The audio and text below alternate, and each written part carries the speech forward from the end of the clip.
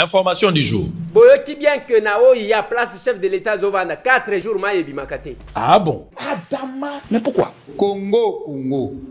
Donc Félix Ndenga Zawana. Moko zana douche maïe katani abani ko belela.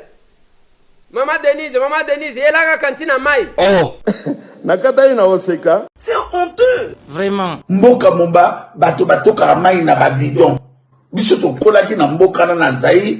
Na mona bidote pour balopango nyonso ezalaki na pompe essence. Hein? On avait quoi? Biso to kolaki na mboka na Zaïre na mona bidote Pona? pour balopango nyonso ezalaki na pompe essence. Est-ce que Mambo le beau raisonné? Tibia.